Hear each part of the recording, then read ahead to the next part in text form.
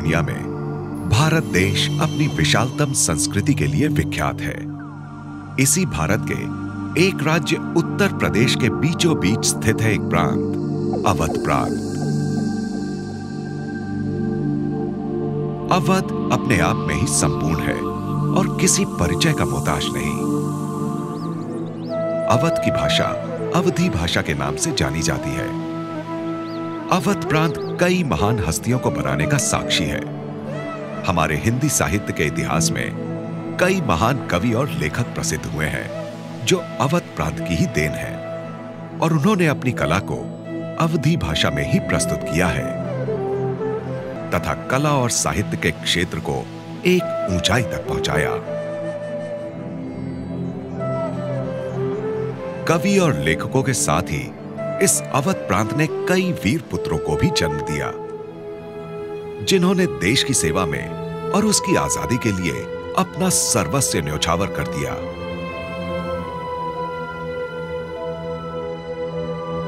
चंद्रशेखर आजाद, गणेश शंकर विद्यार्थी, राम प्रसाद बिस्मिल, आसिफ अली आदि न जाने कितने स्वतंत्रता सेनानियों ने अपनी परवाह न करते हुए तन मन धन सब कुछ देश की सेवा में अर्पण कर दिया।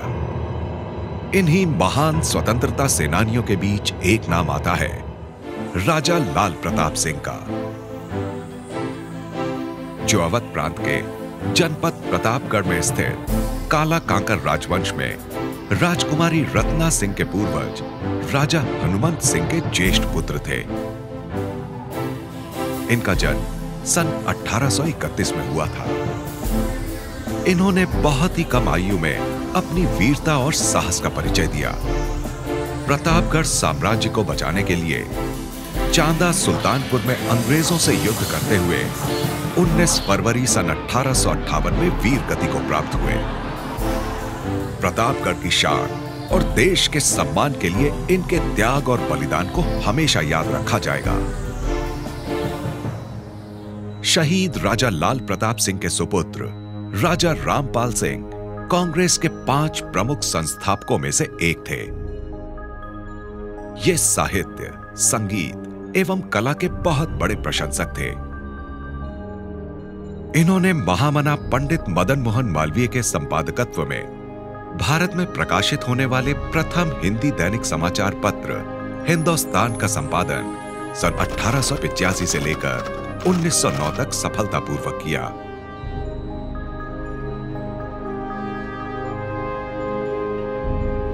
शहीद राजा लाल प्रताप सिंह के वंशज राजा रमेश सिंह भारत भूषण की उपाधियों से विभूषित महान साहित्यकार, पत्रकार एवं कवि रहे हैं। राजा रमेश सिंह के पुत्र राजा अवधेश सिंह 14 नवंबर 1934 को महात्मा गांधी के साथ विदेशी वस्त्रों की होली चलाने वाले देश के प्रथम राजा थे। महान देशभक्त, कुशल राजनीतिज्ञ, आर्य समाजी तथा पंचायती राज के प्रथम संस्थापक थे। राजा अवधेश सिंह के पुत्र राजा दिनेश सिंह एक सच्चे राष्ट्रभक्त, स्वतंत्र भारत के विकास पुरुष और विश्व बंधुत्व एवं विश्व शांति के अग्रदूत रहे। आप आजीवन राजनीति में पूर्ण रूप से समर्पित रहे। पंडित जवाहरलाल नेहरू के समय आप राजनीतिक सचिव व राजदूत रहे। साथ ही साथ आपने वाणिज्य, उद्योग एवं जल संसाधन मंत्रालय व विदेश मंत्रालय जैसे महत्वपूर्ण विभागों का निष्ठापूर्वक निर्वहन किया। साहित्य के क्षेत्र में देश के तत्कालीन प्रख्यात कवि सुमित्रानंदन पंत ने अपनी रचनाओं के लिए गंगा तट पर स्थित काला कांकर में रहकर 11 रचनाएं लिखी, जिसमें नौका विहार अपने आप में अद्भुत रचना है। चांदनी रात का प्रथम प्रहर, हम चले नाव लेकर सतवर, सिकता की सस्मित सीपी पर मोती की ज्योत्सना रही विचर, लो पालें चढ़ी उठा लंगर, मृदु मंद मंद मंथर मंथर लघु तरणी हंसनी सी सुंदर, तिर रही खोल पालों के पर, निश्चल जल के शुचि दर्पण पर बिंबित हो रजत पुलिन निर्भर, दूहरे ऊंचे लगते क्षण भर। काला कांकर का राजभवन, सोया जल में निश्चिंत प्रमण, पलकों में वैभव स्वप्न सघन।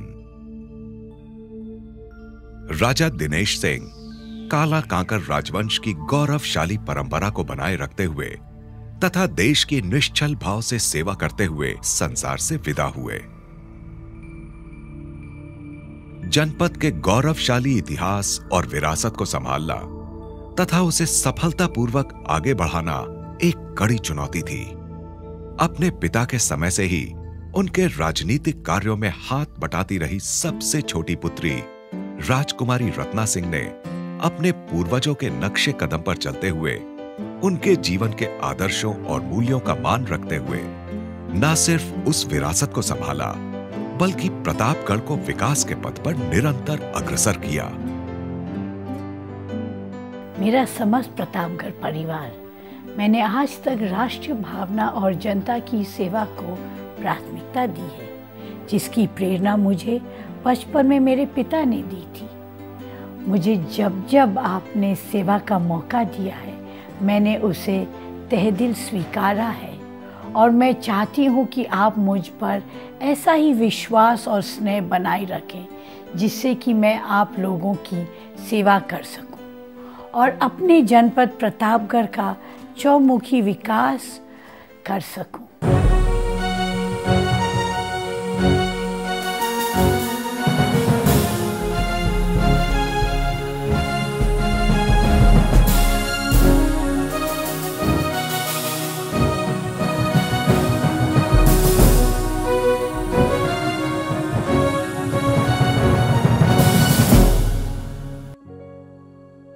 राजकुमारी रत्ना सिंह महिला सशक्तिकरण परिषद भारत सरकार नई दिल्ली की अध्यक्षा एवं अनेक शिक्षण संस्थाओं की संचालिका हैं।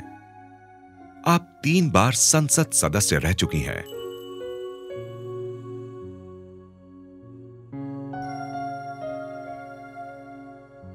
उद्योग शून्य जनपद प्रतापगढ़ में कृषि पर पूरी तरह से निर्भर जनता को ध्यान में रखते हुए कृषि को बढ़ावा देने व किसानों की आर्थिक स्थिति को सुधारने के लिए सन 1999 में भारतीय कृषि अनुसंधान परिषद, कृषि मंत्रालय भारत सरकार के सहयोग से राजा दिनेश सिंह कृषि विज्ञान केंद्र अवधेशपुरम ऐठू की स्थापना की। इसकी स्थापना के लिए 50 एकड़ जमीन की आवश्यकता थी, जिसके लिए राजकुमारी रत्ना सिंह ने अपनी व्यक्तिगत जमीन देकर इसे स्थापित करवाया।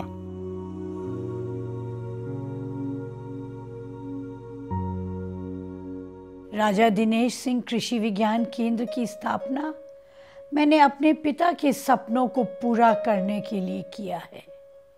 इस कृषि प्रधान जिले में हम सबका जीवन तभी सुदृढ़ कर सकेंगे जब किसानों का जीवन समृद्ध हो। इस कृषि विज्ञान केंद्र में किसान भाइयों को निःशुल्क परामर्श, आधुनिक तकनीकी से खेती करने का प्रशिक्षण तथा बेरोजगार नवयुवक एवं नवयुवतियों को रोजगार परक व्यावसायिक प्रशिक्षण दिया जाता है।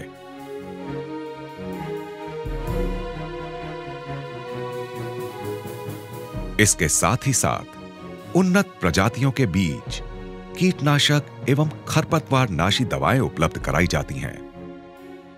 कृषि विज्ञान केंद्र द्वारा अब तक लगभग 16 प्रकार की कृषि तकनीकियों को किसानों तक पहुंचाया गया है, जिसमें शून्य कर्षण विधि, धान की सीधी बुआई, लेजर लेवलर, सघन बागवानी, जीर्णोद्धार।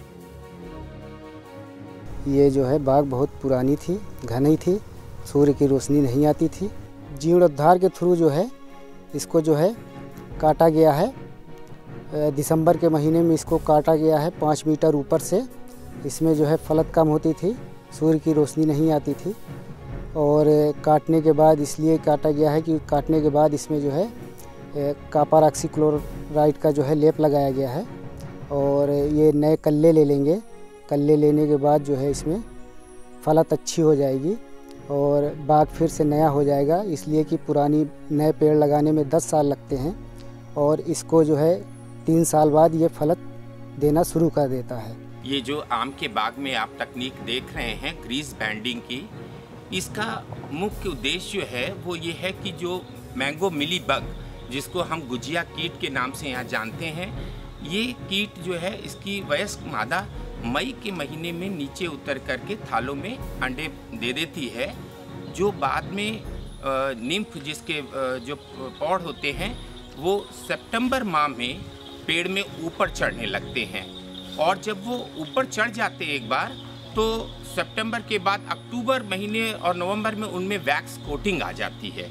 और ये कीट इतना खतरनाक होता है कि जो कि आप इसको किसी भी दवा से, इंटीग्रेटेड पेस्ट मैनेजमेंट जो हम एक पद्धति चल रही है एकीकृत नाशी जीव प्रबंधन के तहत, हम इसे फिर मार नहीं पाते हैं। हम सितंबर माह में आम के पेड़ में जो थालों के ऊपर जो तना है मेन ट्रंक, उसमें हम सफ़ेद पॉलीथीन जो है 1 फुट की चौड़ाई की काट करके हम इसको ग्रीस, दोनों सतहों पे ग्रीस लगा करके इसको लपेट देते हैं अच्छी तरीके से।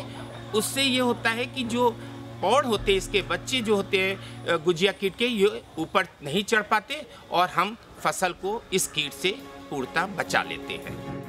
1 हेक्टेयर खेत में जो है केले की G9 प्रजाति की रोपाई 22 जुलाई को की गई, जिसमें जो है 1.8 मीटर कतार से कतार की दूरी तथा पौध से पौध की दूरी भी 1.8 मीटर रखी गई है। इस हिसाब से कुल 1 हेक्टेयर में 3300 पौधे ट्रांसप्लांट किए गए हैं।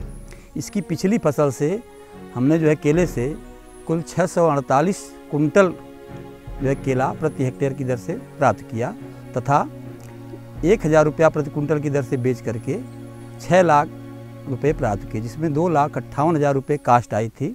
तो लगभग 50% 50% के आसपास हमारा जो है व्यय हुआ तथा 50% 2,48,000 के आसपास हमको जो है मिला केले से, जिससे किसान भाई इस केले को जो है और अधिक मात्रा में अपने खेतों में लगा रहे हैं। मुर्गी पालन। गांव के बहुत सारे लोग बाहर चले जाते थे कमाने के लिए, तो बहुत ज़्यादा स्ट्रगल करना पड़ता था। तो हमें पता चला कि ऐठू में जो है कृषि विज्ञान केंद्र है, वहाँ से लोगों को बहुत सारी कृषि से संबंधित जानकारी दी जाती है। तो हमने वहाँ पे विज़िट किया। जब हमने विज़िट किया तो हमसे लोगों से हम मुलाकातें हुई, बातें हुई, तो हमको एक बहुत अच्छा प्रोजेक्ट लगा पोल्ट्री का। पोल्ट्री के प्रोजेक्ट में मैं धीरे धीरे इंटरेस्ट लेने लगा। मैंने पहले 1000 बर्ड की पोल्ट्री डाली। हमको इस बिज़नेस से आज हमारा टर्नओवर जो है महीने का करीब 20 लाख का मेरा टर्नओवर है। 10,000 की पोल्ट्री है, 20 लाख के टर्नओवर होता है इसमें महीने में, और लगभग हम लोगों को 40 से 50,000 रुपये पर मंथ मिल जाता है। मधुमक्खी पालन मुख्य है। ये हम लोग मधुमक्खी पालन करते हैं, जिसमें हमारे भारत में 2 प्रजातियां पाली जाती हैं, एपिस मेलिफेरा इंडिका और एपिस मेलिफेरा जो ऑस्ट्रेलिया की है।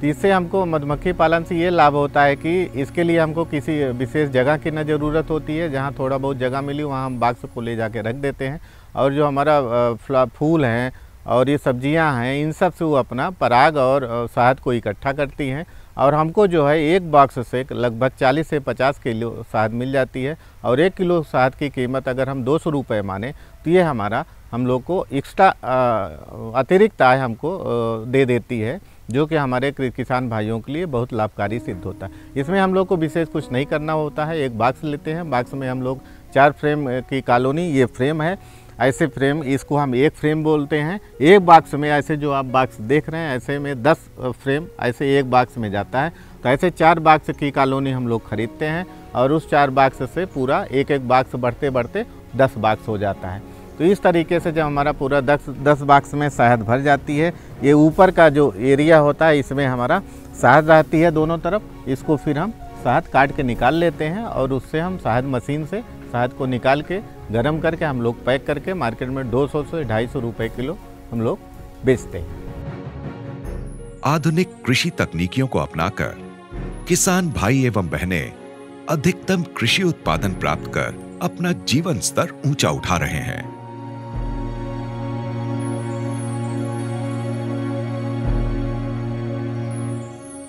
देश की आज़ादी के बाद प्रतापगढ़ पूरी तरह कृषि पर आधारित जिला था। यहाँ के लोगों की ज़िंदगी खेती पर ही जुड़ी हुई थी। लेकिन एक बदकिस्मती थी हमारे प्रतापगढ़ की कि हमारे पास पैदावार बहुत कम थी।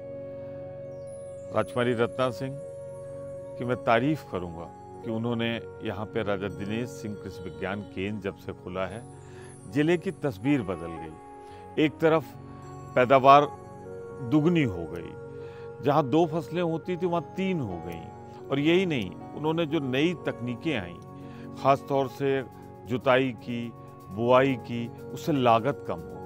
एक तरफ लागत कम हुई, दूसरी तरफ उत्पादन बढ़ा। इससे किसान की ज़िंदगी में खुशहाली आई।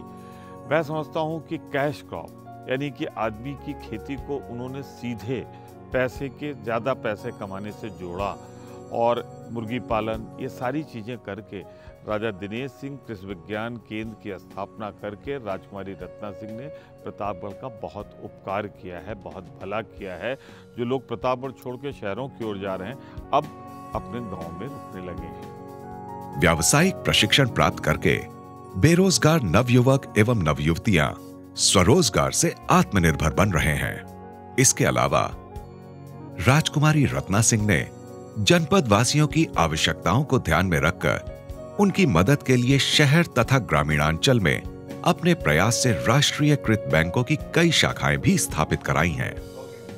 हमारे किसान भाइयों और बहनों की आर्थिक सुविधाओं को ध्यान में रख के हमने बैंकों का जाल फैलाया है, जिससे उन्हें पैसा सुरक्षित रखने के साथ ही किसान ऋण और शिक्षा ऋण आसानी से मिल सके। राजकुमारी रत्ना सिंह प्रतापगढ़ का बहुमुखी विकास चाहती हैं। इसीलिए इन्होंने न सिर्फ किसान बल्कि महिला सशक्तिकरण के लिए भी कई काम किए हैं।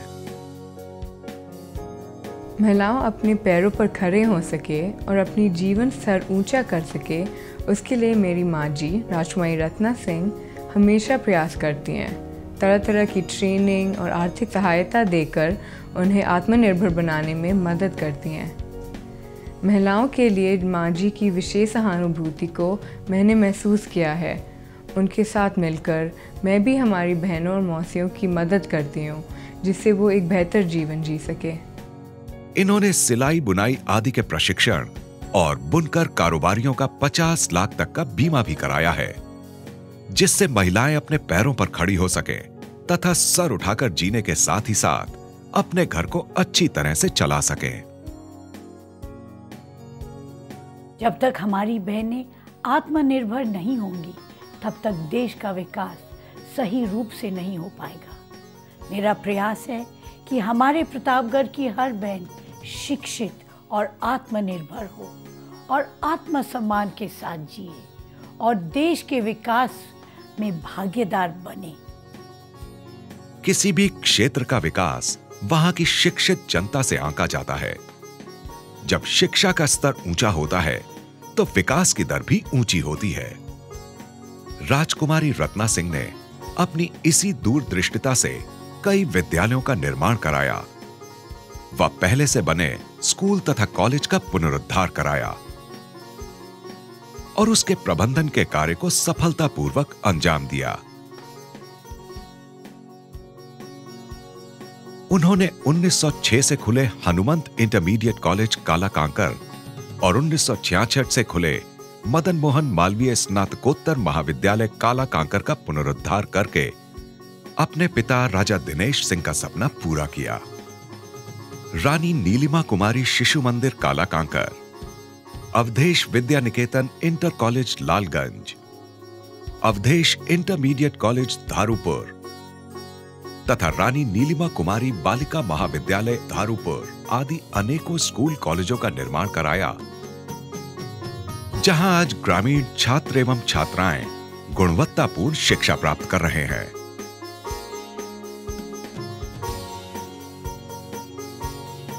साथ ही साथ जनपद प्रतापगढ़ के विभिन्न विकास खंडों में स्थित शिक्षण संस्थानों के भवन निर्माण एवं विकास के लिए सांसद निधि से लगभग 3 करोड़ रुपए उपलब्ध कराए। जनपद के सभी भाइयों एवं बहनों की स्वास्थ्य सुविधाओं को ध्यान में रखते हुए इन्होंने अपनी निजी भूमि देकर कई सामुदायिक स्वास्थ्य केंद्रों की स्थापना कराई तथा राष्ट्रीय स्वास्थ्य मिशन योजना के अंतर्गत जिले के हर विकास खंड को एम्बुलेंस सुविधा के साथ दवाइयां उपलब्ध कराई ताकि जिले का कोई भी नागरिक बिना इलाज न रहे। राजकुमारी रत्ना सिंह ने अनेकों मुश्किलों के बावजूद प्रतापगढ़ शहर से होते हुए रायबरेली जौनपुर नेशनल हाईवे का निर्माण तथा Chilbila railway overbridge, Bhupiya Mau flyover bridge, Ramapur overbridge आदि के निर्माण के लिए धन को स्वीकृत कराया। प्रधानमंत्री ग्राम सड़क योजना का क्रियान्वयन किया। प्रतापगढ़ शहर में जोगापुर से सदर मोड़ तक डिवाइडर के निर्माण के लिए धन को स्वीकृत कराया। मैंने अपने नाना जी और माता जी को हमेशा ही प्रतापगढ़ के हित करते देखा है। हमारे भाइयों को खेती के सही संसाधन के साथ ही साथ उचित परामर्श व प्रशिक्षण मिले, इसके लिए मेरी माता जी राजकुमारी रत्ना सिंह जी ने राजा दिनेश सिंह कृषि विज्ञान केंद्र की स्थापना करवाई। उनके इस प्रयास के कदर करते हुए मैं और भी आधुनिक तकनीकियों के साथ साथ इसको आगे बढ़ाता रहूँगा और आप सबके हित के लिए हमेशा प्रयास करता रहूँगा। नवीनतम विकास के साथ ही साथ इन्होंने पुरानी धरोहर को सहेजकर इतिहास को संभालने का भी काम किया है। इन्होंने जनता के मनोरंजन के लिए कई पर्यटन स्थलों का सुंदरीकरण करवाया तथा धार्मिक स्थल जैसे बाबा बेलखरनाथ धाम, शनिदेव धाम, चौहरजन देवी का धाम एवं सबाना बाबा की मजार आदि के रखरखाव व सुंदरीकरण के लिए केंद्र सरकार के पर्यटन विभाग द्वारा धन को स्वीकृत कराकर आवंटन करवाया। राजीव गांधी विद्युतीकरण योजना के अंतर्गत लगभग 300 करोड़ रुपए प्रतापगढ़ के विकास हेतु स्वीकृत एवं आवंटित कराया।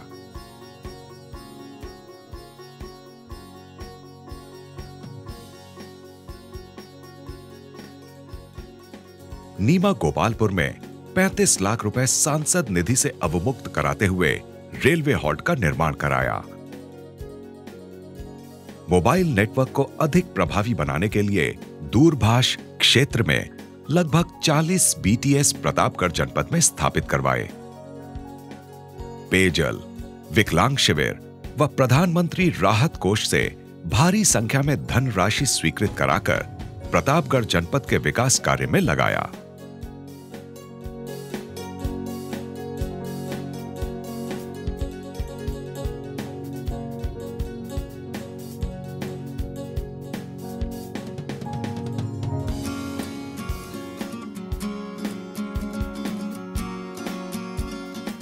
प्रतिवर्ष जुलाई में विकलांग जनों के लिए निःशुल्क ट्राइसाइकिल और बैसाखी बांटती हैं।